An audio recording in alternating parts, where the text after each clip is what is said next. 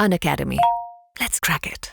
जय हिंद जय भारत दोस्तों। रैपिड रिवीजन में आज का हमारा टॉपिक है रजिस्ट्रेशन चैप्टर नंबर 9, जो अभी हमारा टॉपिक है ना। रजिस्ट्रेशन चैप्टर के लिए सबसे पहले रजिस्ट्रेशन नॉट रिक्वायर्ड सेक्शन 23 बोलता है कि वो केसेस जिसके लिए रजिस्ट्रेशन की ज़रूरत ही नहीं पड़ती है, तो वो कौन कौन से केसेस हो सकते हैं। तो यहाँ पर ये क्या बोलता है, ध्यान से समझना। पहला इन्होंने बोला एग्रीकल्चरलिस्ट। क्या हर तरह का एग्रीकल्चरलिस्ट यहाँ पे कवर होगा? बोले नहीं। वही एग्रीकल्चरलिस्ट जो extent of supply of produce out of cultivation of land. मतलब मैं एक एग्रीकल्चरलिस्ट हूँ जो जमीन से फसल उगाता हूँ। ये जमीन दिख रही है, यहाँ पे ये खेती बाड़ी दिख रही है, ये खेत मेरे, ये फसल मैंने उगाई है। तो इन फसल को बेच करके जो भी पैसा मिलेगा तो वो सप्लाई मानी जाएगी, उसके लिए मुझे कोई रजिस्ट्रेशन लेने की ज़रूरत नहीं है। लेकिन अगर मैं फिशिंग करता हूँ, बराबर है, पोल्ट्री फॉर्म है मेरा, तो उस केस में मुझे रजिस्ट्रेशन लेना पड़ेगा, क्योंकि इन्होंने वर्डिंग्स क्या यूज़ की, produce out of cultivation of land. Next है exclusively engaged in exempted supply या नॉन टैक्सेबल सप्लाई। मैं अगर एक्सक्लूसिवली एग्जम्प्टेड सप्लाई या नॉन टैक्सेबल सप्लाई करता हूँ तो मुझे रजिस्ट्रेशन लेने की जरूरत नहीं है। नाउ नेक्स्ट आते हैं सेक्शन 24। सेक्शन 24 बोलता है वो केसेस जिनके लिए रजिस्ट्रेशन लेना कंपलसरी है। आपका टर्नओवर चाहे कितना भी हो, कोई मतलब नहीं है, आपका टर्नओवर 1 रुपया भी तब भी आपको रजिस्ट्रेशन लेना पड़ेगा। तो वो कौन कौन से केसेस है जिनमें रजिस्ट्रेशन लेना कंपलसरी है? तो उसका की है OIC, नेता, RN। ओके सर, ये क्या है जरा देखते हैं। ओ का मतलब है online information database access and retrieval services. OIDAR की सर्विस जो भी देते हैं उनको रजिस्ट्रेशन लेना कंपलसरी है। आई का interested supply of goods. Wordings पे ध्यान देना बेटा, supply of goods not service. तो अगर मैं इंटरेस्टेड सप्लाई ऑफ गुड्स करता हूँ तो रजिस्ट्रेशन कंपलसरी है, लेकिन इंटरेस्टेड सप्लाई ऑफ सर्विस करता हूँ तो मुझे जो एग्जम्पशन लिमिट है मेरी 20 lakhs की, वो लिमिट्स मुझे मिलेगी। वो टर्नओवर, वो लिमिट क्रॉस होने के बाद ही मुझे रजिस्ट्रेशन करवाना कंपलसरी है। आई का मतलब है इनपुट सर्विस डिस्ट्रीब्यूटर। अब अगर भले ही मैंने कोई भी GST में रजिस्ट्रेशन ले भी रखा है, फिर भी अगर मैं इनपुट सर्विस डिस्ट्रीब्यूटर की कैटेगरी में आता हूं तो मुझे एक और रजिस्ट्रेशन इनपुट सर्विस डिस्ट्रीब्यूटर के नाम से भी लेना पड़ेगा, भले ही मैं ऑलरेडी रजिस्टर्ड हूं, बराबर है। नेक्स्ट है कैजुअल टैक्सेबल पर्सन, C से N का नॉन रेसिडेंट टैक्सेबल पर्सन। अगर मैं जैसे उदयपुर में जाकर के कोई एग्जीबिशन में अपना माल बेचना चाहता हूँ, वहाँ पे मेरा प्लेस ऑफ बिजनेस नहीं, तो मुझे वहाँ पे कैजुअल टैक्सेबल पर्सन के नाम पे रजिस्ट्रेशन लेना पड़ेगा। मान लो फॉरेन का कोई पर्सन इंडिया आकर के, जैसे ये शेनवॉन है, ये इंडिया आकर के कोई सर्विस देना चाहते हैं, तो याद रखना उस केस में इनका कोई प्लेस ऑफ बिजनेस इंडिया में नहीं है, तो इनको नॉन रेसिडेंट टैक्सेबल पर्सन के नाम पे रजिस्ट्रेशन लेना कंपलसरी है। नेक्स्ट ई कॉमर्स ऑपरेटर। ई कॉमर्स ऑपरेटर में बेटा याद रखो, ई कॉमर्स ऑपरेटर में क्या क्या कवर होगा, देखो यहाँ पर ई कॉमर्स ऑपरेटर, पहले वर्डिंग्स ये था कि ई कॉमर्स ऑपरेटर हुआ required to collect tax at source. जो TCS डिडक्ट करते हैं वही, मतलब 9(5) वाले इधर कवर नहीं होते हैं। बट अभी ICI का जो मॉड्यूल है उसमें चेंजेस आए हैं और उन्होंने 9(5) के ई कॉमर्स ऑपरेटर जो 9(5) में कवर होते हैं उनको भी रजिस्ट्रेशन कंपलसरी ये बोला गया है। तो and covered under section 9 subsection 5। तो इन शॉर्ट इतना याद रखो, हर तरह का ई कॉमर्स ऑपरेटर को रजिस्ट्रेशन लेना कंपलसरी है। Person registered on E commerce operator in case of supply of goods. मान लो मैं गुड्स बेचता हूँ, मान लो कि मैं ये वाला प्रोडक्ट में सेल करता हूँ, ये प्रोडक्ट मैं अमेजोन के थ्रू सेल करता हूँ। अब अमेजोन ई कॉमर्स ऑपरेटर है, अगर इस ई कॉमर्स ऑपरेटर पे मैंने अपना कोई product goods not service, goods list करवा रखा है, तो उस केस में मुझे रजिस्ट्रेशन लेना कंपलसरी है। Next, person appointed by e commerce operator to pay tax on its behalf. अब जैसे एक छोटा सा एग्जांपल लेते हैं, ये उबर इंडिया की नहीं है, ये फॉरेन की कंपनी है। उबर ई कॉमर्स ऑपरेटर है, बट मान लो ये इंडिया में इनका कोई भी पर्सन नहीं है, ये इंडिया में बिजनेस कर रहे हैं, लेकिन बट ये फॉरेन की कंपनी है। तो ये क्या करते हैं, ये जो भाई साहब है इनको अपना ऑथराइज रिप्रेजेंटेटिव डिक्लेयर कर दिया कि ये इनके बिहाफ पे टैक्स पे करेंगे, तो ये जो रिप्रेजेंटेटिव है उनको रजिस्ट्रेशन करवाना कंपलसरी है। नेक्स्ट आता है TDS डिडक्टर। जो TDS डिडक्ट करते हैं कौन, गवर्नमेंट वगैरह जो हो गया, या central government, state government, union territory, local authority, government entity वगैरह, जो गवर्नमेंटल एजेंसीज होती है, मतलब in short not government entity, governmental agencies, ये लोग जो है ये जब कभी भी किसी से सर्विस लेते हैं या गुड्स लेते हैं जिसका अमाउंट 2,50,000 से ज़्यादा है, तो ये TDS डिडक्ट करते हैं। तो TDS डिडक्ट करने के लिए इनको रजिस्ट्रेशन करवाना कंपलसरी है। एजेंट, कोई भी एजेंट जो शेड्यूल फर्स्ट में कवर होते हैं, उस टाइप के एजेंट जो होते हैं उनको भी रजिस्ट्रेशन करवाना पड़ेगा। रीजन क्या है कि मान लो मैं मुंबई में, ये दिल्ली में है, ये दिल्ली में मेरा एजेंट है, मैं मुंबई से दिल्ली इनको माल भेज रहा हूँ, ये गुड्स यहाँ पे जा रहा है और मैं इनको बोलता हूँ दिल्ली में सेल करो, ये मेरे एजेंट है, बट मुझे इनके नाम पर इनवॉइस इशू करना पड़ेगा और उस पर GST मुझे पे करना पड़ेगा, बट उसका क्रेडिट ये भाई साहब ले सकते हैं, बट कब लेंगे, जब ये रजिस्टर्ड होंगे तो ही ले पाएंगे, अदरवाइज नहीं। इसलिए एजेंट को भी रजिस्ट्रेशन लेना कंपलसरी है। Next, any registration is liable for payment of tax under RCM. RCM में टैक्स पे करने के लिए जो भी पर्सन लाइबल उनको रजिस्ट्रेशन कंपलसरी है एंड नोटिफाइड बाय गवर्नमेंट। अगर गवर्नमेंट कुछ लोगों को नोटिफाई कर देता है कि भाई आपको रजिस्ट्रेशन लेना कंपलसरी, तो उनको भी कंपलसरी है। तो मतलब इस ये लाइन का मतलब है कि फ्यूचर में किसी को भी गवर्नमेंट अगर बोल दे कि आपको रजिस्ट्रेशन लेना कंपलसरी है, तो उनको फिर रजिस्ट्रेशन लेना ही पड़ेगा। Okay, next, person liable for registration section 22 क्या बोलता है? 22 में कुछ पुराने केसेस, कुछ पुरानी चीज़ों को डिस्कस किया गया है जो जीएसटी से पहले की, और उसके अलावा एक लिमिट दी गई, मॉनिटरी लिमिट, कि भाई जो सेक्शन 24 में आपने पढ़ाई है इन लोगों को तो कंपलसरी रजिस्ट्रेशन, बट कुछ ऐसे केसेस जिनका टर्न और की एक लिमिट और लिमिट क्रॉस होने के बाद में ही रजिस्ट्रेशन लेना पड़ेगा। तो सबसे पहली चीज़ आते हैं, registration is compulsory if aggregate turnover more than threshold limit. Threshold limit क्या है जरा देखते हैं। TNM में अगर आपका बिजनेस है, TNM मतलब क्या है? टी का त्रिपुरा, एन का नागालैंड, एम का मणिपुर, मिजोरम, तो आपका एग्रीगेट टर्नओवर जैसे 10 लाख क्रॉस होगा आपको रजिस्ट्रेशन करवाना कंपलसरी है। बट अगर मेघालय, अरुणाचल प्रदेश, तेलंगाना, पौंडीचेरी, उत्तराखंड, सिक्किम में अगर आपका बिजनेस है तो आपका टर्नओवर अगर 20 लाख क्रॉस हो गया तो आपका रजिस्ट्रेशन लेना कंपलसरी है। बट बेटा ये याद रखने का तरीका देखो कि मेगा अरुण टेपू सिक्किम गए तो aggregate turnover more than 20 lakhs. Mega मतलब मेघालय, अरुण मतलब अरुणाचल प्रदेश, टी का तेलंगाना, पी का पौंडीचेरी, यू का उत्तराखंड, सिक्किम, तो मेगा अरुण टेपू सिक्किम गए, बराबर है। तो फिर एग्रीगेट टर्नओवर आपको 20 लैक्स देखना है। इनके अलावा कोई भी हो, जैसे जम्मू एंड कश्मीर, हिमाचल प्रदेश, असम, या अदर स्टेट और यूनियन टेरिटरीज, अगर वो इंट्रा स्टेट सप्लाई गुड्स की कर रही है exclusively engage in intra state supply of goods, inter state supply को तो कंपलसरी है, inter state supply of goods है तो रजिस्ट्रेशन कंपलसरी है 24 में, बट इंट्रा स्टेट सप्लाई कर रही है और एक्सक्लूसिवली गुड्स का कर रही है और बिजनेस इनमें से किसी स्टेट में है, बराबर है, उस केस में अगर आपका लिमिट 40 लैक्स क्रॉस होगा तो आपका रजिस्ट्रेशन लेना कंपलसरी है, अदरवाइज जरूरी नहीं है। बट याद रखना ये जब कैलकुलेशन करोगे, बराबर है, तो इसमें इंटरेस्ट ऑन लार्ड सिर्फ 40 लैक्स की बात कर रहा हूँ, सिर्फ 40 लैक्स के लिए, और किसी के लिए नहीं बेटा, वर्डिंग्स पे ध्यान दो, सिर्फ 40 लैक्स के लिए। ये 40 लैक्स में जो इन्होंने बोला कि सप्लाई सिर्फ गुड्स की होनी चाहिए, क्या होनी चाहिए? गुड्स की। बट गुड्स के साथ में अगर मैं कोई लोन वगैरह देता हूँ किसी को या बैंक में पैसा डिपॉजिट करता हूँ और उस पर मुझे कोई इंटरेस्ट मिलता है, तो interest on loan advance deposit, तो वो भी भली सर्विस है but supply of goods he consider होगी इस लिमिट के लिए खाली, बराबर है। बट याद रखना अगर मैं पान मसाला, टोबैको, गुटखा या आइसक्रीम वगैरह में डील करता हूं तो उस केस में भले वो इंटरेस्टेड सप्लाई हो तब भी 40 लाख की लिमिट नहीं होगी, नॉर्मल लिमिट जो होती है वही एप्लीकेबल होगी। Okay, any other cases which are not cover under 24, मतलब सेक्शन 24 में कवर नहीं, और इसके अलावा कोई और केसेस है तो उनके लिए लिमिट 20 लैक्स मानी जाएगी, बराबर है। अब इधर देखो बेटा 22 में इनके अलावा और किन किन को कवर किया गया? Every person registered under existing law, ये अभी काम का नहीं है, ये बोलते हैं कि जीएसटी आने से पहले अगर कोई सर्विस टैक्स एक्साइज में रजिस्टर्ड था तो कंपलसरी उसको भी जीएसटी में रजिस्ट्रेशन लेना पड़ेगा। दूसरा दी ट्रांसफर ऑफ बिजनेस, मैंने अपना बिजनेस इन भाई साहब को बेच दिया, ये भाई साहब जो है ये मेरा बिजनेस है, ये बिजनेस देखो अभी इनके हाथ में जा रहा है, ये यहाँ से हट करके ये इनके हाथ में चला गया, तो ये बिजनेस मैंने इनको दे दिया है, तो उस केस में ये ट्रांसफर है, इनको रजिस्ट्रेशन लेना कंपलसरी है। अमलगमेटेड या डीमर्जर यूनिट जो होती है उनको भी रजिस्ट्रेशन लेना कंपलसरी होता है, क्योंकि जो अनयूटिलाइज आईटीसी है वो ट्रांसफर करना पड़ता है उनको, तो ट्रांसफर करेंगे तो सामने वाला यूज कब करेगा? जब वो रजिस्टर्ड होगा तो ही, अदरवाइज नहीं कर पाएगा, इसलिए उनको भी रजिस्ट्रेशन लेना कंपलसरी है।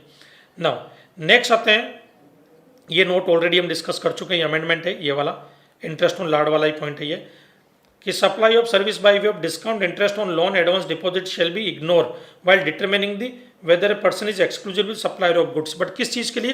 खाली 40 लैक्स की लिमिट के लिए है ये प्रोविजन, और किसी के लिए नहीं है बेटा। नेक्स्ट आता है पर्सन सप्लाई गुड्स थ्रू ई कॉमर्स ऑपरेटर, रजिस्ट्रेशन कंपलसरी है, ये हमने ऑलरेडी ऊपर डिस्कस कर लिया, ये सब चीज़ें ऊपर डिस्कस हो चुकी है हमारी, बराबर है। नाउ नेक्स्ट आते हैं एग्रीगेट टर्नओवर का मीनिंग क्या होता है? एग्रीगेट टर्नओवर के मीनिंग में अक्सर स्टूडेंट्स कंफ्यूज होते हैं, याद रखना बेटा एग्रीगेट टर्नओवर में taxable supply, zero rated supply जो एक्सपोर्ट वगैरह करते हो, exempted supply, nil rated supply, अब एग्जम्प्टेड सप्लाई में बेटा नॉन टैक्सेबल सप्लाई भी कवर होगी यहाँ पर, इंटरस्टेट या इंटरस्टेट सप्लाई जो सेम पेन में, मतलब मैं अगर अपनी ही यूनिट जो बड़ौदा में उसको अगर कोई गुड सप्लाई कर रहा हूँ तो उस केस में वो भी मेरा टर्नओवर माना जाएगा, भले मैं अपनी ही यूनिट में बेच रहा हूँ, बराबर है। तो ये जो चीज़ें हैं ये सब आपकी सप्लाई के डेफिनेशन में कवर होगी। बट आगे क्या बोला? Outward supply on which tax is payable under RCM, वो भी कवर होगा। ये क्या कहना चाहता है, ध्यान से सुनना। मान लो कि मान लो मैं एक जीटीए हूँ, ये एक बिजनेस एंटिटी है, मैंने इनको कोई सर्विस दी है, उस सर्विस का अमाउंट है 10 लाख, वो 10 लाख पे टैक्स पे करने की लायबिलिटीज जीटीए की मेरी नहीं होगी, जीटीए की नहीं होगी, बिजनेस एंटिटी की होगी। अब लायबिलिटी भले ही इनकी हो, बट फिर भी वो 10 लाख मेरे टर्नओवर में काउंट होगा, क्योंकि वो मेरी आउटवर्ड सप्लाई है, वो इनके टर्नओवर में काउंट नहीं होगा, क्योंकि इनके लिए वो इनवर्ड सप्लाई है। टर्नओवर का मतलब होता है जो आप प्रोवाइड करते हो, बराबर है। बट याद रखना इस टर्नओवर में क्या कवर नहीं होगा, इसमें कोई भी जीएसटी जो लगता है वो कवर नहीं होगा, चाहे सीजीएसटी, एजीएसटी, यूटीजीएसटी, आईजीएसटी या कंपनसेशन से कोई भी हो, या कोई भी इनवर्ड सप्लाई जिस पे आरसी में टैक्स पे करो। ये जैसे अभी मैंने बताया कि इन भाई साहब को मैं इस बिजनेस एंटिटी को मैंने सर्विस दी है, तो ये जो बिजनेस एंटिटी है, बराबर है, ये इसके टर्नओवर में काउंट नहीं होगी, वो मेरे टर्नओवर में काउंट होगी, भले टैक्स आरसीएम में ये पे कर रहे हैं, बराबर है। अब इधर देखना बेटा, एग्रीगेट टर्नओवर में कई बार स्टूडेंट्स कंफ्यूज होते हैं कि sir interest on loan advance deposit वो आता है क्या एग्रीगेट टर्नओवर में? बेटा वो एग्रीगेट टर्नओवर में हमेशा आएगा, क्योंकि वो एग्जम्प्टेड सप्लाई है। सिर्फ कंपोजिशन स्कीम या कंसेशन रेट स्कीम जब आप पढ़ते हो उस टाइम में एग्रीगेट टर्नओवर का वो पार्ट नहीं होगा, बराबर है, नहीं होगा। दूसरा, यहाँ पे भी वो एग्रीगेट टर्नओवर का पार्ट माना गया ऊपर, ये जो मैंने बताया ना इंटरेस्ट ऑन लार्ड, ये एग्रीगेट टर्नओवर का पार्ट है। बट ये सिर्फ ये कह रहे हैं कि अगर कोई आदमी जैसे मान लो कि मैं ये जो गुड्स है इसमें डील करता हूँ इंट्रा स्टेट सप्लाई महाराष्ट्र में, लेकिन मैंने 2 लाख रुपया बैंक में डिपॉजिट करवा रखा है या किसी आदमी को दे रखा है, उससे मुझे 20,000 का ब्याज मिला, तो वो सर्विस हो गई। और जबकि 40 लाख की लिमिट किसके लिए होती है? सिर्फ intra state supply of goods के लिए होती है, एक्सक्लूसिवली जो गुड्स में डील करता है। तो गवर्नमेंट यहाँ पे बोलती है बेटा तू तो सर्विस में भी डील कर रहा है, क्योंकि इंटरेस्ट तो सर्विस का पार्ट हो गया, तूने पैसा अपना यूज करने को दिया किसी और को। तो अगर आप अपनी मनी यूज करने को देते हो, बदले में कंसिडरेशन लेते हो, जिसको हम इंटरेस्ट बोलते हैं, वो सर्विस है। अब यहाँ पे कंफ्यूजन है कि क्या करें, तब यहाँ पे उन्होंने गवर्नमेंट ने क्लैरिफिकेशन दिया कि भाई ये वाला इंटरेस्ट जो है वो टर्नओवर का भले पार्ट माना जाएगा, बट वो गुड्स की तरह ट्रीट होगा। तो यहाँ पर महेश गौड़ को 40 लाख की लिमिट मिलेगी। ओके ना, नेक्स्ट आते हैं आपके aggregate turnover includes all supply made by taxable person whether on his own account or made on behalf of all his principals, बराबर है। एग्रीगेट टर्नओवर में मैं अगर खुद के बिहाफ पे काम करूँ या अपने प्रिंसिपल के बिहाफ पे काम कर रहा हूँ, दोनों टर्नओवर आएंगे। जैसे एग्जांपल करिए, ये मेरा प्रिंसिपल है जो मुझे प्रोडक्ट एक्स बेचता है, ये टॉयज़ है, मान लो ये टॉयज़ है जो ये मुझे बेचते हैं, ये मुंबई में रहते हैं, मैं दिल्ली में रहता हूँ और मुझे उनको बेचना है, बराबर है। और मेरा खुद का भी बिजनेस है, मैं क्या करता हूँ, ये प्लास्टिक बेचा करता हूँ, प्लास्टिक की बाल्टी है, ये प्लास्टिक के मग है, डिब्बे, इनको सप्लाई करने का काम है मेरा। अब इधर देखना, उनके टॉयज़ भी मैं बेच रहा हूँ, ये भी मैं बेच रहा हूँ, बराबर है। अब टॉयज़ के केस में मैं उनका एजेंट हूँ। टॉयज़ का टर्नओवर है 5 लाख, मैंने 5 लाख के टॉयज़ बेचे, और बाल्टी वगैरह जो वो 10 लाख की बेची, तो मेरा एग्रीगेट टर्नओवर 15 लाख माना जाएगा। ओके नाउ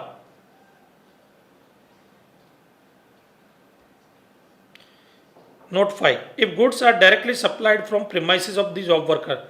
अब मान लो ये एक जॉब वर्कर है, मैंने इनको गुड्स भेजा कि भाई जैसे मैंने इनको ये रॉ मटेरियल भेजा, मैंने इनको बोला इसका प्रोडक्ट एक्स बनाओ, इन्होंने प्रोडक्ट एक्स बनाया, मैंने अब वो प्रोडक्ट एक्स मैं इनके प्रीमाइसेस से डायरेक्ट सेल कर रहा हूँ, तो वो इनके टर्नओवर में नहीं, मेरे टर्नओवर में माना जाएगा, क्योंकि मालिक तो मैं ही हूँ, ये तो सिर्फ जॉब वर्कर है। Okay, registration required only for a place of business from where the taxable supply take place. ये क्या होता है, रजिस्ट्रेशन उसी प्लेस का लिया जाएगा जहाँ से टैक्सेबल सप्लाई हो रही है। ये एग्जांपल बड़ा प्यारा है, जरा ध्यान से समझना बेटा।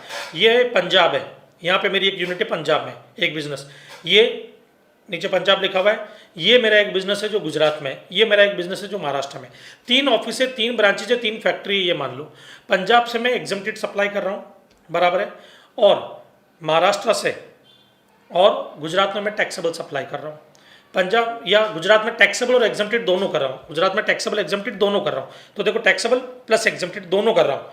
जबकि महाराष्ट्र में सिर्फ टैक्सेबल कर रहा हूँ, पंजाब में सिर्फ एग्जम्प्ट सप्लाई कर रहा हूँ, और मेरा टर्नओवर जो है वो लिमिट क्रॉस कर गया मान लो, तो मुझे रजिस्ट्रेशन लेना होगा। तो मैं रजिस्ट्रेशन खाली महाराष्ट्र और गुजरात के लिए ही लूँगा।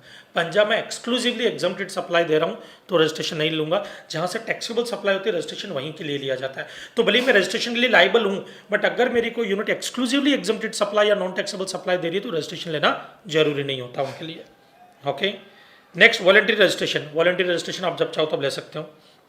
Now procedure for registration, single registration one state. ये क्या बोलते हैं, एक स्टेट में एक ही रजिस्ट्रेशन सफिशिएंट है। बराबर है। और अगर मेरे 4 स्टेट में बिजनेस है तो मुझे 4 रजिस्ट्रेशन लेने पड़ेंगे। बट अभी जो एक क्लेरिफिकेशन है वह एक अमेंडमेंट है, उसके हिसाब से क्या है कि मान लो मेरे एक स्टेट में मुझे 2 रजिस्ट्रेशन लेने तो पॉसिबल है, बिल्कुल पॉसिबल है। अगर मेरे 2 प्लेस ऑफ बिजनेस है तो मैं 2 रजिस्ट्रेशन भी चाहूँ तो ले सकता हूँ, बट उसमें मेरा ही वर्कलोड बढ़ेगा। मेरे को 2 बार रिटर्न फाइल करने पड़ेंगे, 2 बिजनेस को मैनेज करना पड़ेगा, 2 सी अपॉइंट करने पड़ेंगे दोनों अलग अलग जगह के लिए, दोनों का अलग अलग डेटा और अकाउंट्स रिकॉर्ड मेंटेन करने पड़ेंगे, तो मेरी बेवकूफ़ी होगी। बराबर है। बट गवर्नमेंट ने बोला आप एक लो, हमको कोई प्रॉब्लम नहीं है, बट 2 प्लेस ऑफ बिजनेस है तो आप 2 भी ले सकते हो चाहो तो। पहले ये था कि अगर आपके जो प्लेस ऑफ बिजनेस है वहाँ पे बिजनेस वर्टिकल अलग अलग है तो ही लोग हैं, अब ऐसा नहीं है। अब मेरी एक बिजनेस में, जैसे मुंबई में से मैं शू पे बेचने की, ये मेरी शॉप है, यहाँ से मैं शू बेचता हूँ, ये मुंबई में, ये नागपुर में, दोनों महाराष्ट्र में आते हैं, मैं दोनों के लिए अलग अलग रजिस्ट्रेशन चाहूँ तो ले सकता हूँ। Case number 2। दूसरा, एक स्टेट में आप 2 रजिस्ट्रेशन और कब ले सकते हो? एक यूनिट मेरी SEZ में, ये SEZ है, ये पूरा एरिया दिखता है ये बॉक्स में, ये SEZ है। यहाँ पे देखो ये मेरी एक फैक्ट्री है, ये SEZ में, मेरी दूसरी फैक्ट्री नॉन SEZ में, और दोनों ही एरिया महाराष्ट्र में।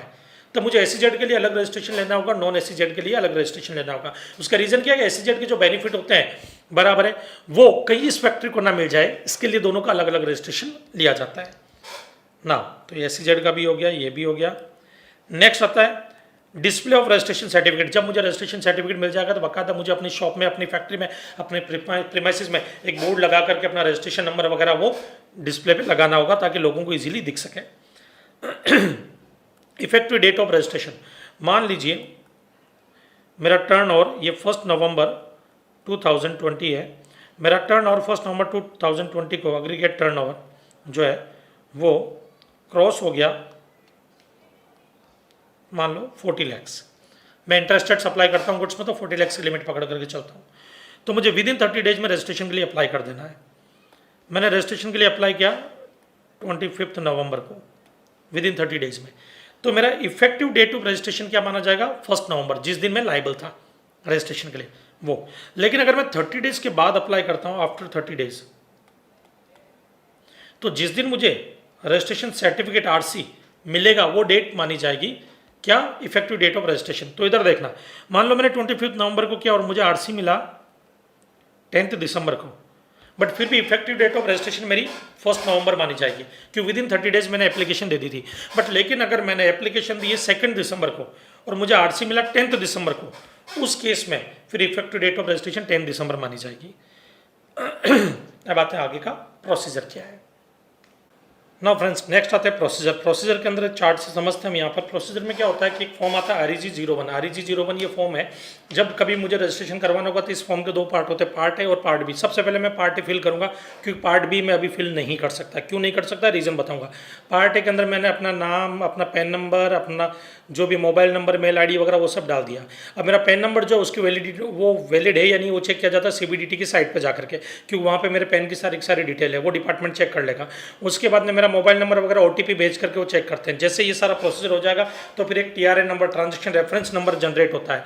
ट्रांजैक्शन रेफरेंस नंबर जैसे मेरे को मिलेगा उसकी हेल्प से फिर मैं पार्ट B फिल करूँगा। पार्ट B जैसे मैं फिल करूँगा, बराबर है, तो उसके बाद एप्लीकेशन ऑफिस, ये GST ऑफिसर इनके पास पहुंच गई एप्लीकेशन। लेकिन याद रखना, अगर मैं कैजुअल टैक्सेबल पर्सन हूं तो TRN नंबर की हेल्प से मैं पहले एडवांस टैक्स पे करूंगा। एडवांस टैक्स पे करने के बाद ही मेरा रजिस्ट्रेशन हो सकता है, अदरवाइज नहीं। तो TRN नंबर एडवांस टैक्स पे करने के लिए यूज़ किया जाएगा वहाँ पर।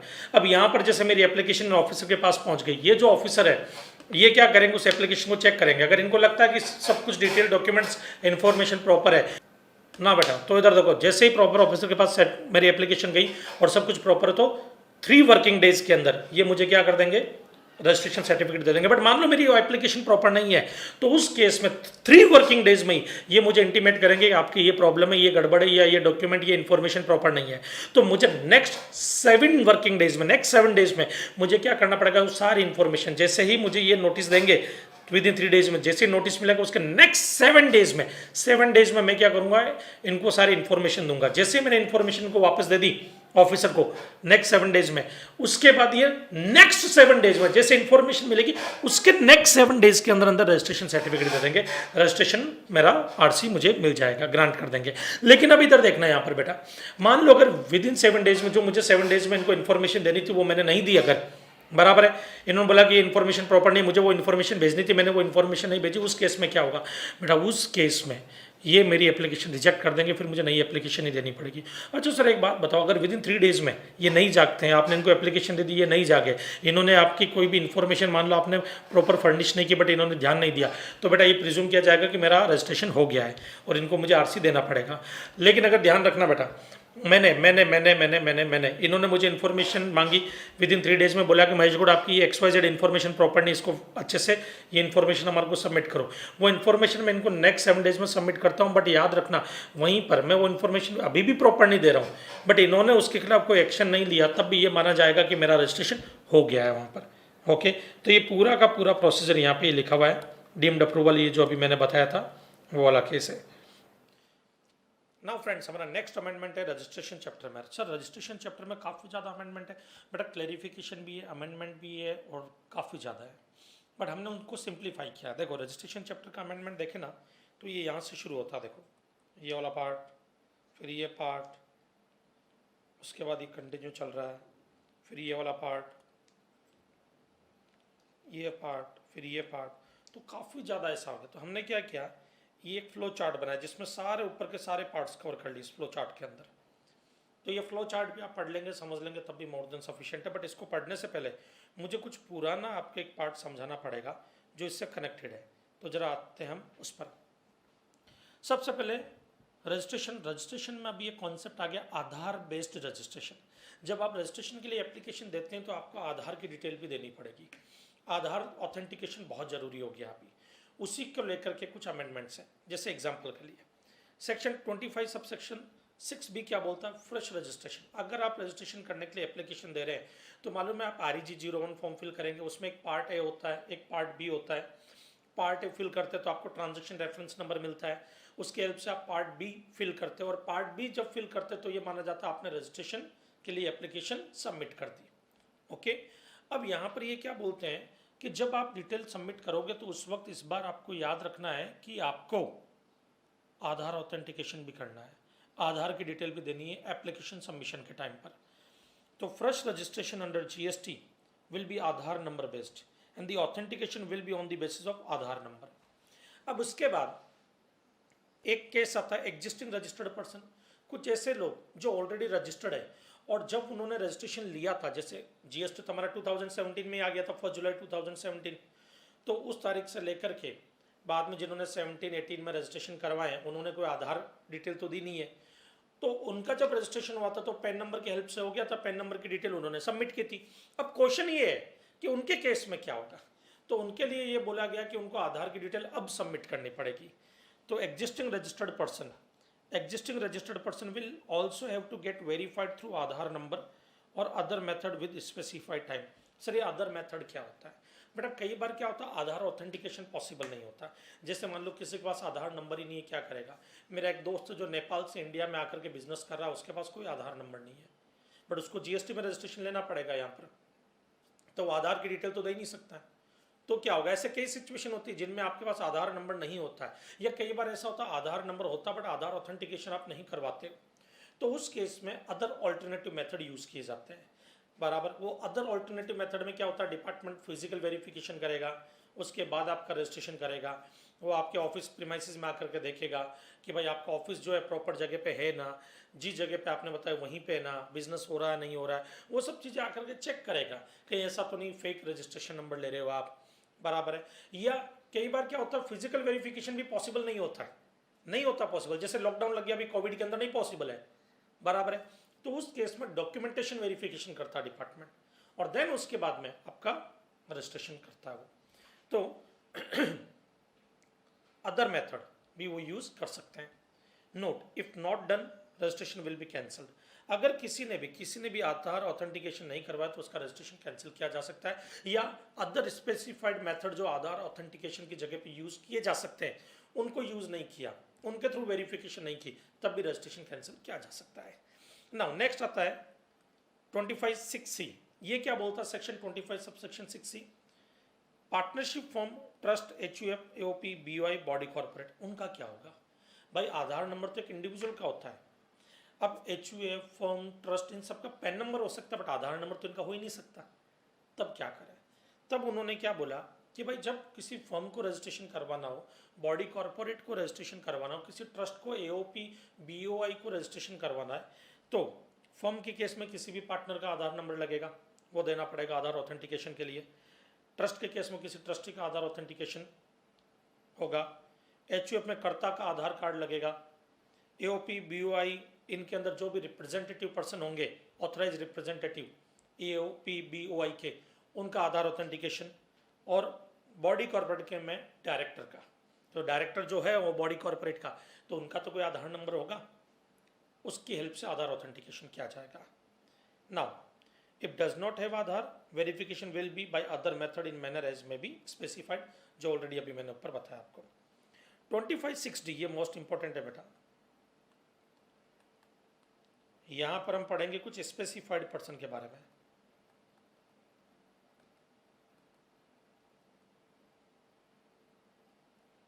उनको स्पेसिफाइड पर्सन बोलो या नोटिफाइड पर्सन बोलो, कुछ ऐसे लोग जिनको आधार ऑथेंटिकेशन की ज़रूरत नहीं होती है। सर क्या बात करते हो? यस बेटा, उनके पास आधार नंबर ही नहीं होता। सर वो कौन होते हैं जो इंडिया का सिटीजन ही नहीं है? तो बोला उनको आधार देने की ज़रूरत नहीं है, बराबर। या ये जो हमने पढ़ा अभी ऊपर, ये जो नाम मैंने पढ़ाया आपको 6C में, इनको छोड़ करके कोई और आदमी है जिसके पास कोई और केस है, कोई और क्लास है जो रजिस्ट्रेशन करवाना चाहती है, जिनके पास आधार नहीं है, बराबर है, आधार होता ही नहीं उनके पास। तो किसी individual authorise signatory of all types जो ऊपर हमने पढ़ा, मैनेजिंग एंड ऑथराइज पार्टनर्स या कर्ता ऑफ एचयूएफ, इनके अलावा कोई और क्लास होती है, बराबर है, जिनके पास आधार है ही नहीं, तो फिर उनको आधार ऑथेंटिकेशन की ज़रूरत नहीं होती है ना। अब इधर आ जाओ बेटा, date of submission of registration in case of applicant liable for Aadhaar authentication and opting Aadhaar authentication. ये क्या कहना चाहता है? मान लीजिए मेरे पास आधार है, मैंने जीएसटी में रजिस्ट्रेशन के लिए एप्लीकेशन डाली, एप्लीकेशन डाला तो पहले REG 01 का पार्ट ए फिल किया मैंने, पार्ट ए फिल करने के बाद में मैंने TRA नंबर की हेल्प से पार्ट बी फिल किया मैंने, पार्ट बी, बराबर है, दोनों पार्ट ए फिल हो गया, पार्ट बी भी फिल कर दिया मैंने, बराबर है। अब इधर देखना, अब आधार ऑथेंटिकेशन चेक किया जाएगा, भाई जो मेरी आधार की डिटेल वो प्रॉपर है या नहीं है, तो आधार ऑथेंटिकेशन होना चाहिए। Aadhaar authentication successfully done within 15 days of submission of part B of registration application. मैंने क्या किया, मान लो 1 जुलाई को पार्ट बी फिल करके एप्लीकेशन सबमिट कर दी, ओके, 1 जुलाई को, तो इसके 15 दिन के अंदर अंदर आधार ऑथेंटिकेशन होगा। आधार ऑथेंटिकेशन हो गया मान लो 15 दिन के अंदर अंदर, तो date of submission of registration application, मतलब गवर्नमेंट क्या बोलता है, हम कौन सी डेट को ये मानेंगे कि आपने एप्लीकेशन सबमिट कर दी। मैंने पार्ट बी फिल कर दिया 1 जुलाई को, बट हम कब मानेंगे कि आपने एप्लीकेशन सबमिट की? भले ही आपने 1 जुलाई को सबमिट कर दी, बट हमारी नज़रों में आपने एप्लीकेशन कब सबमिट की? Date of Aadhaar authentication. मान लो आधार ऑथेंटिकेशन होता है 5 जुलाई को, तो हम ये मानेंगे कि 5 जुलाई को आपने एप्लीकेशन सबमिट की है, okay. Aadhaar authentication failed within 15 days of submission of part B of the registration application. मान लो 15 दिन में आधार ऑथेंटिकेशन फेल हो गया।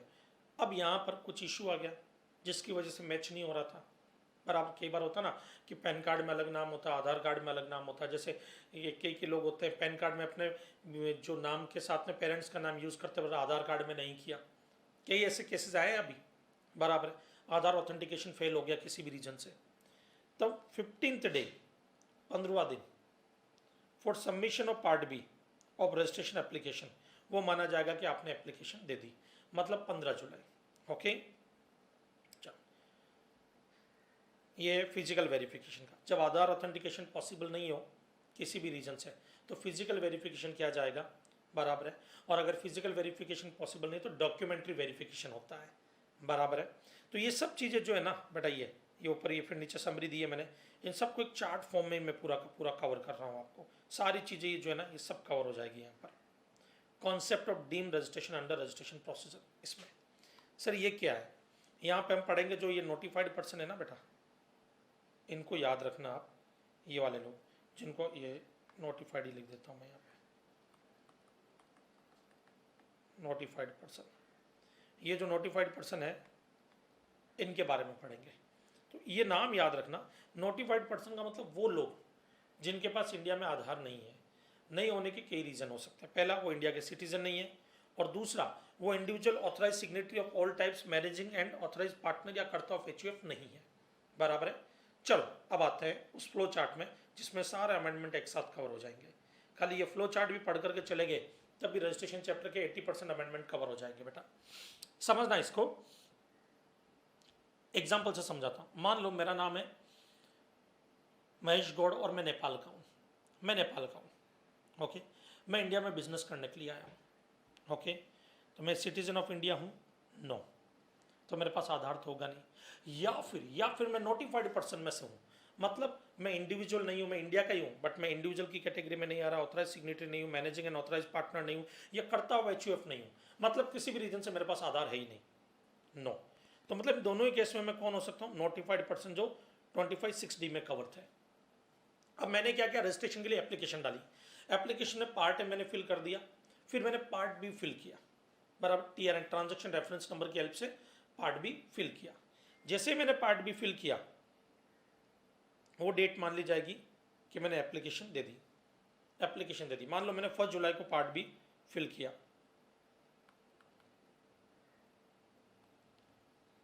यह माना जाएगा 1 जुलाई को मैंने एप्लीकेशन दे दी रजिस्ट्रेशन के लिए। अब इसके 3 दिन के अंदर अंदर डिपार्टमेंट उस एप्लीकेशन पे ऑब्जेक्शन उठा सकता है। अगर कोई डिटेल चाहिए, कोई इंक्वायरी करनी हो, उसको लगता है कि मैंने जो एप्लीकेशन सबमिट की वो प्रॉपर नहीं है, कुछ अदर डॉक्यूमेंटेशन मांगने हो, अगर उनको कुछ क्लेरिफिकेशन चाहिए, कुछ एक्सप्लेनेशन चाहिए, तो विद इन 3 डेज डिपार्टमेंट क्या करेगा? मुझे एक मेल करेगा कि भाई साहब ये चीज़ें आपकी थोड़ी सी गड़बड़ है, इनको सुधारो, इनका एक्सप्लेनेशन दो या अदर डॉक्यूमेंट्स और सबमिट करो। बराबर। अब मुझे क्या करना पड़ेगा? वो अदर डॉक्यूमेंट सबमिट करने पड़ेंगे उनको नेक्स्ट 7 डेज के अंदर अंदर। 7 दिन के अंदर अंदर मैंने अगर सबमिट कर दिए तो डिपार्टमेंट अगर सेटिस्फाई हो तो नेक्स्ट 7 डेज में मेरा रजिस्ट्रेशन हो जाएगा। सेटिस्फाई नहीं है अगर डिपार्टमेंट मुझसे तो मेरा रजिस्ट्रेशन नंबर के लिए जो एप्लीकेशन मैंने दी थी वो एप्लीकेशन रिजेक्ट कर सकता है। पहले तो ये था कि सेटिस्फाई नहीं है तो एप्लीकेशन रिजेक्ट करेगा, वहां पे भी अमेंडमेंट आ गया अभी कि कर सकता है रिजेक्ट एप्लीकेशन। मतलब ये अब प्रॉपर ऑफिसर के विल पे हो गया कि डिसाइड करना, कि उसको डिसाइड करना, डिस्क्रिशनरी पावर है कि उसको एप्लीकेशन रिजेक्ट करनी है या एक्सेप्ट करनी है। बराबर, पहले तो ये था कि रिजेक्ट करेगा ही करेगा, अब बोल दिया कर सकता है। ये आगे आएगा अमेंडमेंट में, बताऊंगा इसके बारे में भी। तो अब यहां पे देखो, मैंने 1 जुलाई को पार्ट बी फिल कर दिया था ट्रांजैक्शन रेफरेंस नंबर की हेल्प से। पार्ट बी जैसे फिल किया, 1 जुलाई मान लिया जाएगा मैंने सबमिट कर दिया। अब 3 वर्किंग डेज में अगर कोई ऑब्जेक्शन नहीं उठाया डिपार्टमेंट ने तो ये मान लिया जाएगा कि मैं रजिस्टर्ड हो चुका हूँ, मैं रजिस्टर्ड पर्सन मान लिया जाऊँगा, डीम्ड रजिस्ट्रेशन। अगर 3 दिनों के अंदर अंदर if no action is taken by proper officer on registration application within 3 working days. Next case आते हैं, मान लो मैं इनमें से कोई हूँ, यस, तो मेरे 25(6) भी एप्लीकेबल होगा मेरे पे कि मुझे आधार की डिटेल देनी पड़ेगी। अब क्वेश्चन है कि पोजीशन ऑफ आधार, क्या मेरे पास आधार है? बोले नो, मेरे पास आधार नहीं है।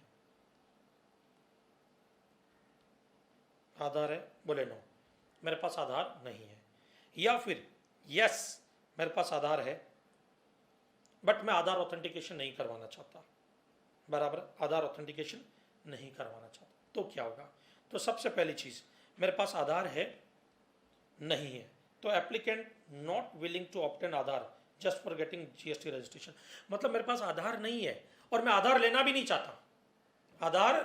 चाहता, खाली रजिस्ट्रेशन के लिए। कौन आधार के लिए मगजमारी करेगा? मैं नहीं लेना चाहता आधार। मैं फॉरेन में रहता था, मैं फॉरेन में पढ़ाई की, मैं इंडिया में था ही नहीं जब आधार कार्ड बन रहे थे। मैं अब इंडिया में आया, मैं इंडिया में बिजनेस शुरू कर रहा हूँ अपना। बराबर है, और मैं अपना आधार अभी नहीं लेना चाहता, खाली रजिस्ट्रेशन के लिए। तो मेरे पास आधार कार्ड है नहीं और मैं रजिस्ट्रेशन पर्पस के लिए लेना भी नहीं चाहता आधार कार्ड। पहला केस। बराबर। केस नंबर 2, मेरे पास आधार है बट मैं आधार ऑथेंटिकेशन नहीं करवाना चाहता।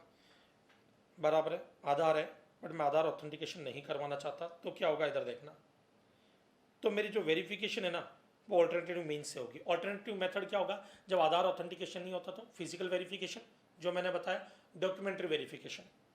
तो फिजिकल वेरिफिकेशन और डॉक्यूमेंट्री वेरिफिकेशन होगा। अब इधर देखना, मैंने एप्लीकेशन दे दी 1 जुलाई को, पार्ट बी फिल किया। बराबर है, फिजिकल वेरिफिकेशन, डॉक्यूमेंट्री वेरिफिकेशन होगा। Date of submission of registration application क्या माना जाएगा कि मैंने एप्लीकेशन किस डेट को दी? बोले जिस दिन मैंने पार्ट बी फिल किया था उसी दिन, मतलब 1 जुलाई को मैंने पार्ट बी फिल कर दिया था, 1 जुलाई को मैंने एप्लीकेशन दे दी। अब इसके 21 डेज में डिपार्टमेंट ऑब्जेक्शन उठा सकता है मेरे पे। 21 डेज में डिपार्टमेंट को लगता है कि महेश गौड़ से कुछ एक्सप्लेनेशन लेना है, कुछ डिटेल्स लेनी है, बराबर, तो वो ले सकता है मुझसे, बराबर है। कुछ डॉक्यूमेंट्स प्रॉपर नहीं है, डॉक्यूमेंट्स और चाहिए तो वो भी मैं दूंगा उनको, बराबर। लेकिन 21 डेज में अगर उन्होंने कोई एक्शन नहीं लिया तो ये मान लिया जाएगा कि मैं रजिस्टर्ड हो चुका हूँ। If no action is taken by proper officer on registration application within 21 days, deemed registration, मुझे डीम्ड रजिस्टर्ड पर्सन मान लिया जाएगा। अब नेक्स्ट आते हैं, मेरे पास आधार नंबर है और मैं आधार ऑथेंटिकेशन के लिए रेडी भी हूँ। मैंने क्या किया, 1 जुलाई को पार्ट भी फिल कर दिया, एप्लीकेशन सबमिट कर दी मैंने। तो Aadhaar authentication whether successful within 15 days of submission of part B. अब ये देखना है कि मैंने 1 जुलाई को एप्लीकेशन दी तो 15 तारीख तक आधार ऑथेंटिकेशन हो गया क्या? बोले नहीं हुआ, मतलब आधार ऑथेंटिकेशन फेल हो गया। ओके, तो फिर डिपार्टमेंट फिजिकल वेरिफिकेशन करेगा या डॉक्यूमेंट्री वेरिफिकेशन करेगा जब आधार ऑथेंटिकेशन फेल हो गया। जब फिजिकल वेरिफिकेशन करेगा तो हमने अभी जस्ट पढ़ा है इस चार्ट से पहले वाला पार्ट, जिसमें मैंने ये बताया कि आधार ऑथेंटिकेशन फेल हो जाता है तो ये माना जाएगा 15th डे, 15 दिन तक वेरिफिकेशन हुआ, फेल हो गया आधार ऑथेंटिकेशन, तो जो 15th डे होगा वो डेट मानी जाएगी कि मैंने एप्लीकेशन सबमिट की। भले ही मैंने पार्ट भी 1 जुलाई को सबमिट कर दिया, बट मेरा आधार ऑथेंटिकेशन फेल होने की वजह से ये माना जाएगा 15 जुलाई को सबमिट किया मैंने। तो date of submission of registration application क्या माना जाएगा? 15th डे, बराबर है, from the date of submission of part B. अब 15वां दिन बराबर 15th डे। अब इधर देखना, यहां पे इन्होंने क्या बोल दिया, ध्यान से सुनना, 15th day.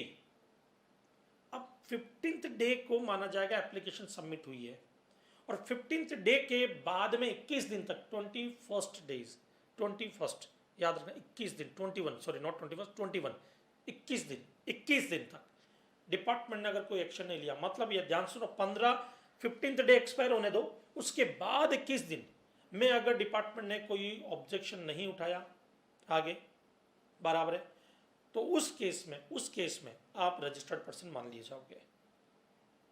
If no action taken by proper officer on registration application within 21 days then deemed registration. Aadhaar authentication करवाया, आधार ऑथेंटिकेशन 15 दिन के अंदर हो ही गया, मान लेते 5 जुलाई को हो गया।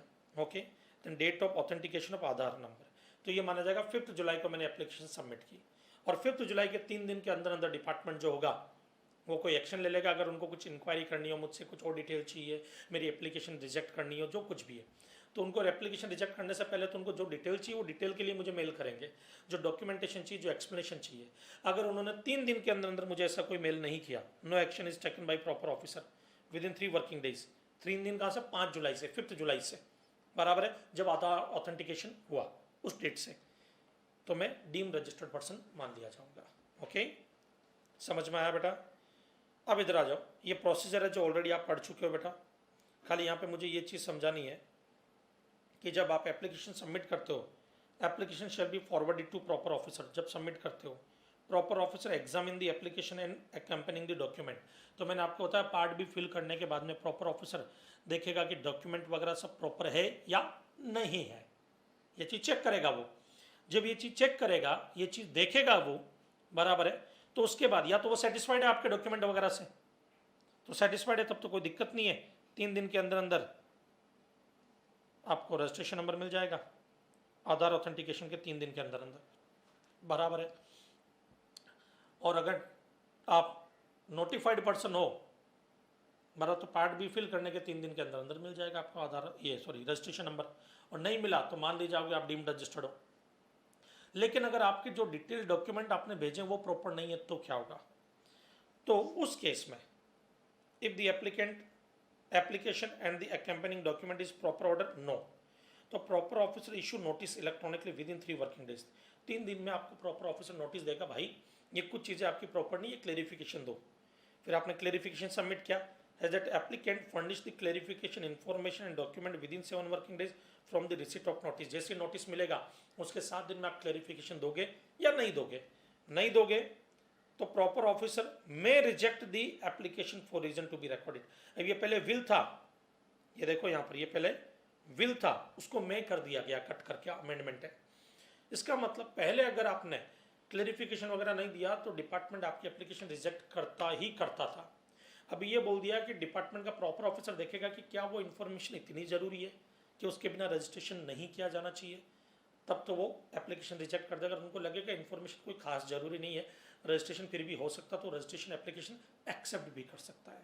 ओके। दूसरा, आपने 7 वर्किंग डेज में डिटेल सबमिट की, बराबर है, बट प्रॉपर ऑफिसर जो है वो सेटिस्फाई नहीं है, तब भी वो चाहे तो रिजेक्ट करेगा आपकी एप्लीकेशन और चाहे तो एक्सेप्ट भी कर सकता है, क्योंकि विल को कट करके मे कर दिया गया है यहाँ पर बेटा। और अगर आप वो सेटिस्फाई है तो नेक्स्ट 7 डेज के अंदर जो है आपको यहाँ पर सर्टिफिकेट मिल सकता है। चलो, ये आधार ऑथेंटिकेशन का केस 21st डे वाला जो अभी हमने डिस्कस किया चार्ट में, तो ये आपका पूरा रजिस्ट्रेशन के जो अमेंडमेंट्स है बेटा वो यहाँ पर कंप्लीट होते हैं। Now deemed registration certificate UN granted under SGST UTGST. अगर एसजीएसटी यूटीजीएसटी में हो गया तो ये प्रिज्यूम कर लिया जाएगा सीजीएसटी में भी मैं रजिस्टर्ड हूँ, तो ये इतना कोई खास काम का नहीं है, बराबर है। Casual taxable person, non resident taxable person, उनको जब रजिस्ट्रेशन करवाना हो तो क्या प्रोसीजर होता है। जैसा कि मैंने आपको बताया था कि उनको याद रखना, बिजनेस शुरू करने के 5 दिन पहले उनको अपना रजिस्ट्रेशन करवा लेना है। कितने? 5 दिन पहले, 5 डेज पहले उनको अपना रजिस्ट्रेशन करवा लेना है यहाँ पर। ओके। उसके अलावा इनको एडवांस में टैक्स पे करना पड़ेगा, बराबर है। अब इनका जो रजिस्ट्रेशन इनको मिलता है वो जनरली 90 डेज के लिए मिलता है, बट मान लो इनका प्रोजेक्ट कुछ ज़्यादा है तो उस टाइम पीरियड को एक्सटेंड भी किया जा सकता है, बराबर है। तो registration is granted to them for a period specified in the registration application और 90 days from the effective date of registration can be extended further by period not extending 90 days whichever is earlier. अब इधर देखना, मेरा project है वो है सिर्फ 60 days का, तो मुझे रजिस्ट्रेशन 60 डेज का ही मिलेगा। मेरा जो प्रोजेक्ट है वो इंडिया में, या मैं कोई सर्विस देना चाहता हूँ या कोई एग्जीबिशन है, मैं उदयपुर में जाकर के किसी एग्जीबिशन में अपना प्रोडक्ट बेचना चाहता हूँ, उदयपुर में मेरा प्लेस ऑफ बिजनेस वगैरह कुछ भी नहीं है, तो मुझे कैजुअल टैक्सेबल पर्सन के नाम पर वहाँ पर रजिस्ट्रेशन लेना होगा। उस केस में मैं क्या करूँगा, तो वहाँ पर बेटा मैं उदयपुर, जैसे उदयपुर है, मैं यहाँ पे जाऊँगा, उससे पहले कैजुअल टैक्सेबल पर्सन के नाम पर रजिस्ट्रेशन लूँगा। उदयपुर का एग्जीबिशन 60 डेज का है तो मुझे रजिस्ट्रेशन 60 डेज के लिए मिलेगा। 120 डेज का है तो जनरली 90 डेज के लिए मिलता है, बट 30 डेज का मुझे एक्सटेंशन मिल जाएगा। बट मान लो अगर 200 डेज, मतलब 180 डेज से भी ज़्यादा, 200 डेज का कोई एग्जीबिशन है, तब तक मैं अपना प्रोडक्ट वहाँ पर बेचना चाहता हूँ, बराबर है। तो उस केस में बेटा याद रखना, मुझे फिर नॉर्मल रजिस्ट्रेशन लेना होगा। कैजुअल टैक्सेबल पर्सन जो उस नाम से मैं रजिस्टर नहीं होगा, मुझे नॉर्मली रजिस्ट्रेशन के लिए अप्लाई करके बाकायदा वहाँ पर रजिस्ट्रेशन लेना पड़ेगा। ओके। ये 180 डेज से ज़्यादा की एग्जीबिशन होती है, उसके बारे में यहाँ पे बोला गया है, ये वाला केस। ओके, नेक्स्ट आ जाओ, ये डिफरेंस आप पढ़ लेना बेटा इन दोनों का।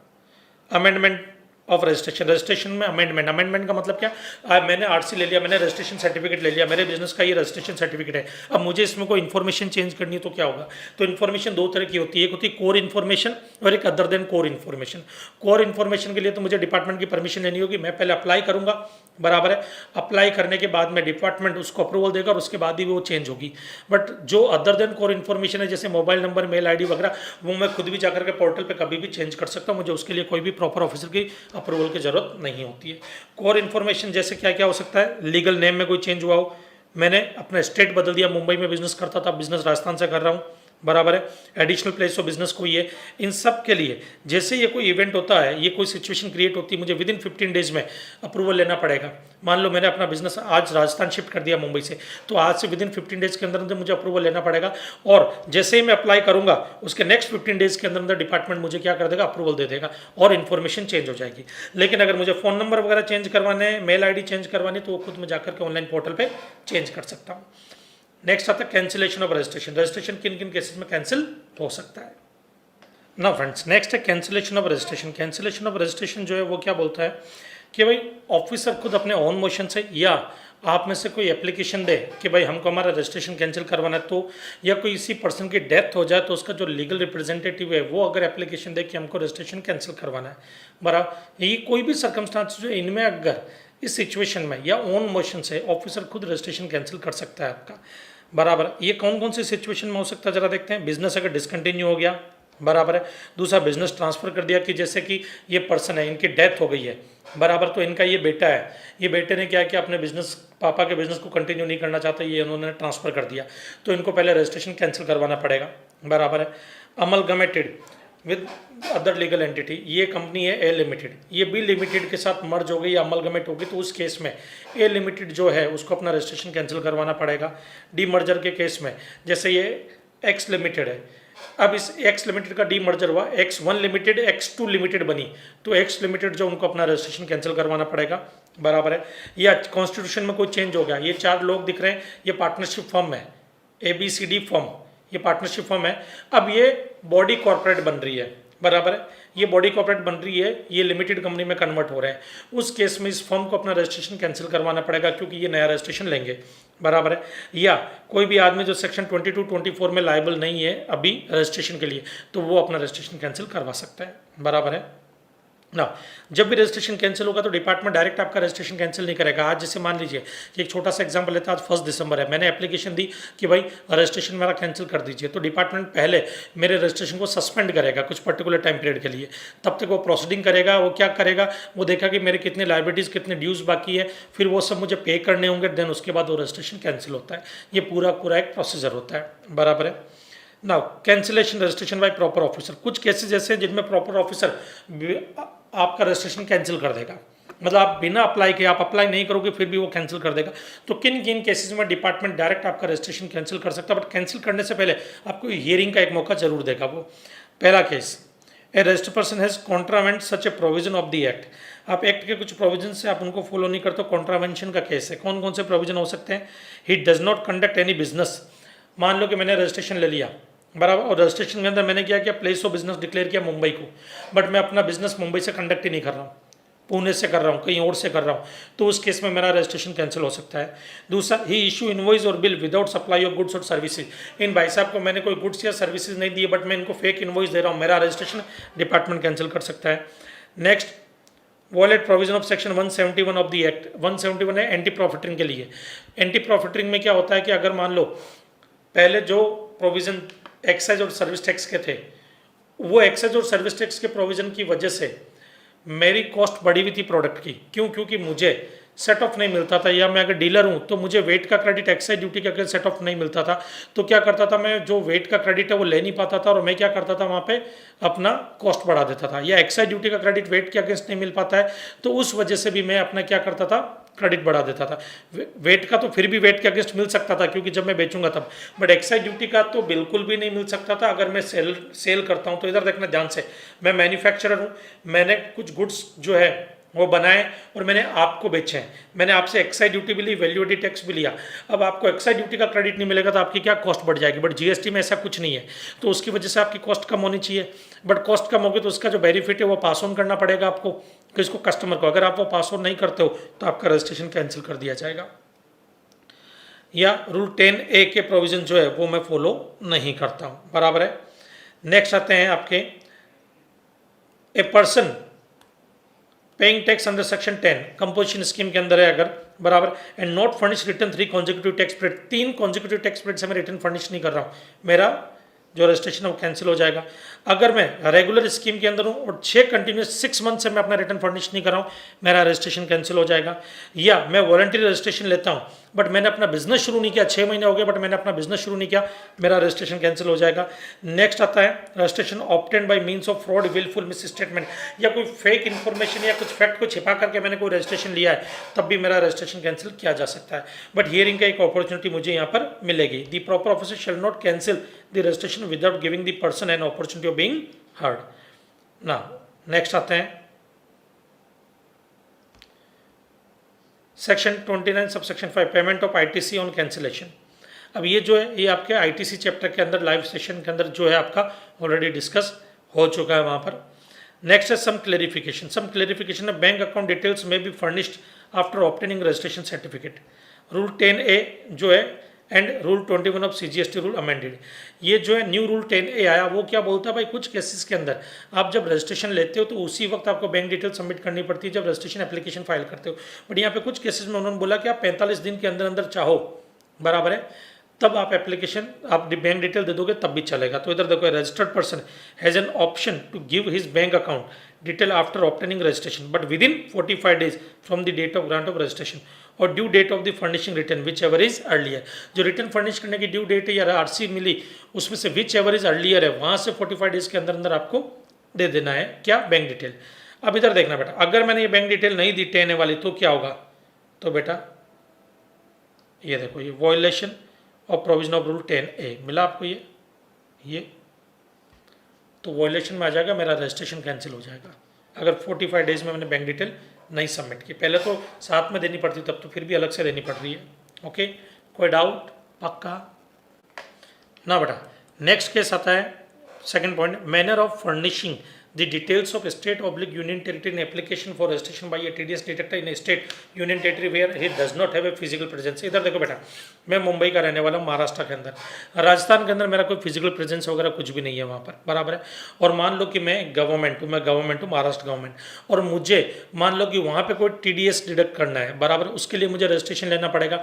अब उसके लिए जब मुझे रजिस्ट्रेशन लेना पड़ेगा बट वहाँ पे राजस्थान में मेरे कोई फिजिकल प्रेजेंस वगैरह कुछ भी नहीं है बिजनेस की, उस केस में मैं क्या करूँगा, जो रजिस्ट्रेशन फॉर्म होता है जब मैं रजिस्ट्रेशन लूँगा TDS डिडक्टर के नाम की हैसियत से, तो उस केस में जो पार्ट ए होता है उसमें मैं राजस्थान स्टेट जो है उसका नाम और उसकी डिटेल लिखूंगा राजस्थान की, और जो पार्ट बी होगा उसमें मेरा जो प्लेस ऑफ बिजनेस जहाँ पर है मतलब महाराष्ट्र, उसकी डिटेल लिखी जाएगी। ओके, तो when a person is applying for registration to deduct TDS in a state union territory where does not have physical presence he shall mention name of said state union territory in part A, further the name of the state union territory in which his principal place of business is located, जैसे महाराष्ट्र में, is to be mention in part B. Okay, तो बेटा यहाँ पे ये registration chapter complete करते हैं, बढ़ते हैं हमारे नेक्स्ट टॉपिक के लिए। तब तक के लिए जय हिंद, जय भारत। और दोस्तों अगर वीडियो पसंद आ रहा है तो प्लीज़ लाइक करना मत भूलिए, लाइक कीजिए, हो सके तो कमेंट कीजिए, ये हमारे को मोटिवेशन देता है। तो मैं उम्मीद करता हूँ कि अगर आपको वीडियो अच्छा लगा, आपको लगता है कि आपके फायदे का है, तो प्लीज़ लाइक करना ना भूलें। ओके, CA फाइनल क्रैक करने के लिए right guidance, time management skill और स्ट्रेटजी है सबसे इंपॉर्टेंट, और इन तीनों चीजों में आपकी हेल्प करूंगा मैं। हाय, मैं हूं CA महेश गौर, और आप शायद मेरे को मेरी बुक एग्जाम क्रैकर या मेरे रिवीजन लेक्चर 3D एनिमेशन के लिए पहचानते हैं। मैं आ रहा हूं अनअकैडमी पर आपको CA फाइनल क्रैक करने में हेल्प करने, जस्ट लाइक माई 47 लर्नर्स जो टॉप रैंकर्स है। अनअकैडमी को सब्सक्राइब कीजिए और अपने सपनों की उड़ान पूरी कीजिए मेरे लाइव क्लासेस के साथ। अकेडमी के प्लस कोर्स अगर आप ज्वाइन करते हो तो उसका फायदा क्या क्या है? अगर आप लाइव सेशन अटेंड करते हो तो आपको इंटरेक्टिव लाइव सेशन मिलेंगे, और मान लीजिए कि कभी कोई भी लेक्चर आपका मिस हो गया तो उसकी रिकॉर्डिंग आपको अवेलेबल रहेगी और आप कितनी भी बार उसे देख सकते हैं। आप अपने डाउट्स पूछ सकते हैं, doubt solving session regular basis पे होते हैं जिसमें आप अपने डाउट्स पूछ सकते हैं। उसके अलावा हमारा 19 मई से सुपर ओवर बैच शुरू होने वाला है। सुपर ओवर बैच जो है वो नवंबर 21 अटेम्प्ट के लिए CA फाइनल सेकंड ग्रुप के लिए, जिसमें हम कॉन्सेप्चुअल क्लैरिटी के साथ में पूरा सब्जेक्ट जो है फास्ट ट्रैक मोड में कवर करेंगे और साथ में प्रैक्टिकल क्वेश्चन ज़्यादा से ज़्यादा करेंगे ताकि प्रैक्टिस कर सकें। तो ये प्रैक्टिस बैच की तरह रहेगा हमारा। इसमें IDT जो है मैं लेने वाला हूँ, और बाकी के और भी प्रोफेसर हैं, Sachin Gupta sir costing and Durge Singh sir direct tax लेने वाले हैं। तो मिलते हैं हम हमारे सुपर ओवर बैच में, तब तक के लिए जय हिंद, जय भारत।